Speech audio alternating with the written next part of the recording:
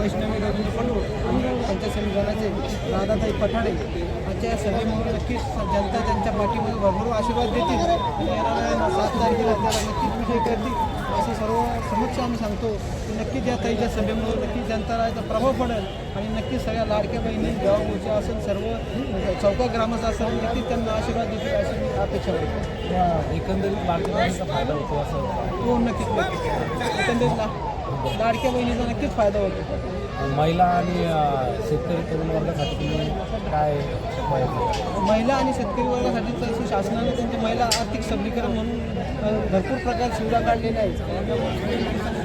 अंतर्गत महिलांसाठी खूप उद्योग दिलेले त्या अंतर्गत महिलांना त्याचा फायदा होतो.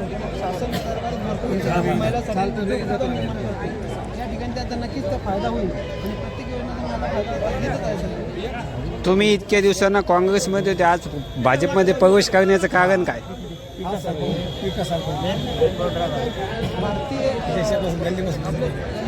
दिल्लीपर्यंत हे मोदीजीचं सरकार आहे आणि विकासाचे मुद्दे पाहून आम्ही या भारतीय जनता पार्टीत प्रवेश करतो.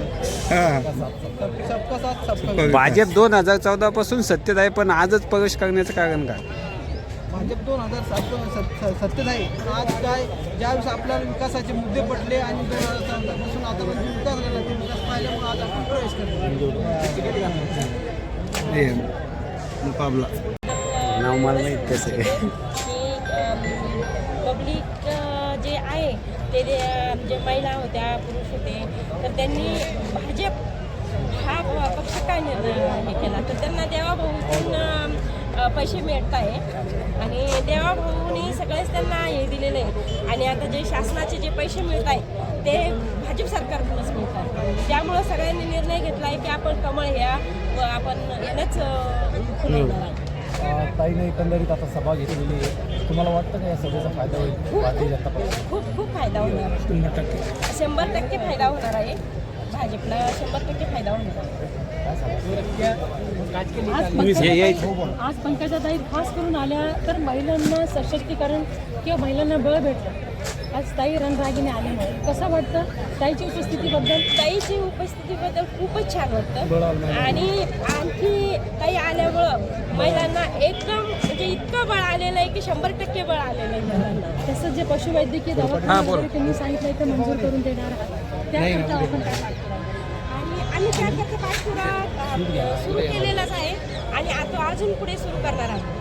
आणि मी ज्यावेळेस सभापती होते त्यावेळेस मी पण आरोग्य हे जमा आणलेलं आहे, इथं पशुवैद्यकीय दवाखाना आणलेला आहे आणि आरोग्य केंद्र पण आणलेलं आहे त्यावेळेसच, पण त्याला आणखी मोठं करायचं आहे त्यामुळं आम्ही ताईकडे पाठपुरावा करतो. आरोग्य केंद्र येत आहे, दवाखाना येत आहे, चांगली गोष्ट आहे, परंतु त्या आरोग्य केंद्रामध्ये थोडीशी जागा IPD पेशंट्स आपण ज्याला म्हणतो ॲक्सिडेंटल पॅरालिसिस जे प्राणी असतात तर त्यांना ठेवण्याची सुविधा नसते. हॉस्पिटल ओपन होतं आणि क्लोज होतं, त्यानंतर विषय संपून जातो.